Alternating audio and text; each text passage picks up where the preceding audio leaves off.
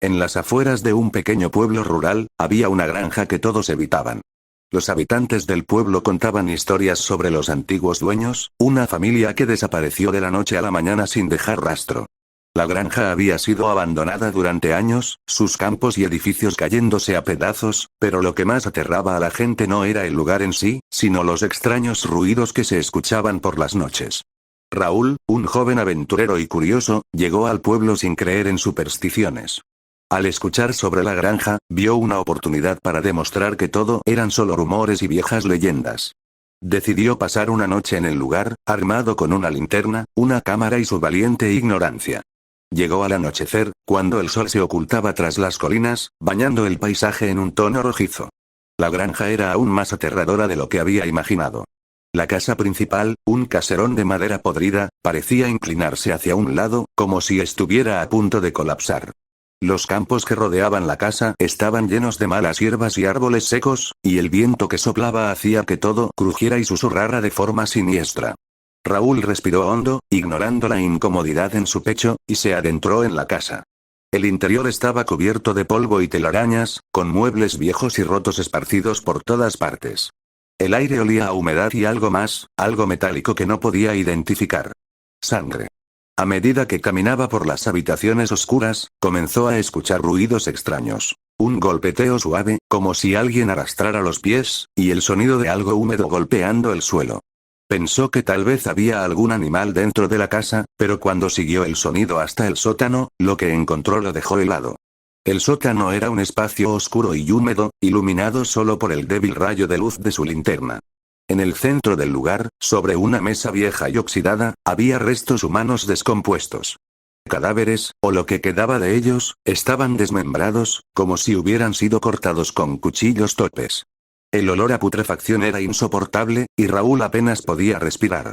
Antes de que pudiera reaccionar, algo lo agarró desde las sombras. Unas manos delgadas y huesudas, cubiertas de sangre seca, lo arrastraron hacia el fondo del sótano. Cayó al suelo con fuerza, y cuando levantó la vista, vio lo que nunca debió haber visto.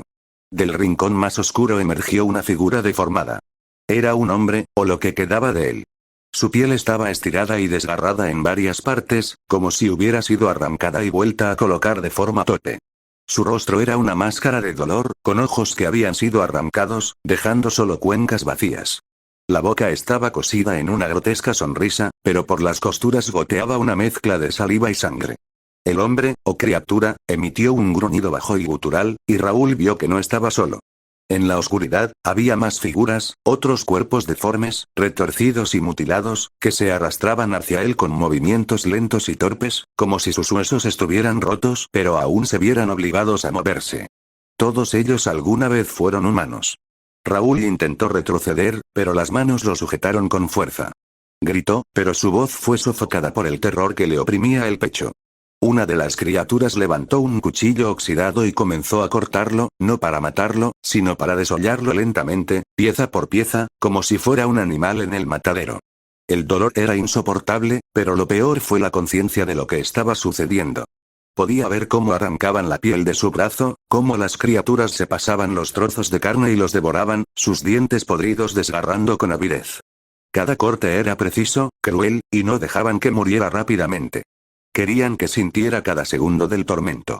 Entre gritos ahogados, Raúl intentó escapar, pero las criaturas lo sujetaron más fuerte.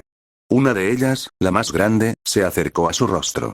Sus ojos vacíos lo miraron fijamente, y con un gesto torpe, abrió la boca cosida, rompiendo las costuras que la mantenían cerrada. De su garganta salió un grito agudo, inhumano, como si todas las almas atrapadas en la granja gritaran al unísono. Raúl se dio cuenta, demasiado tarde, de que había caído en una trampa ancestral. La granja no solo albergaba a las criaturas, sino que era un lugar de sacrificios, donde las víctimas eran desolladas y sus almas devoradas lentamente, destinadas a sufrir por toda la eternidad. Cuando finalmente perdió el conocimiento, su cuerpo ya había sido desmembrado, pero su conciencia permaneció atrapada.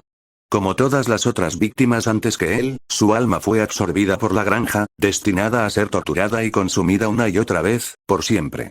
La granja siguió en pie, silenciosa y sombría, esperando a su próxima víctima. Nadie en el pueblo volvió a hablar de Raúl. Al igual que los anteriores, su desaparición se convirtió en otra leyenda, una advertencia para aquellos que se atrevieran a investigar el oscuro secreto que la granja escondía en sus entrañas.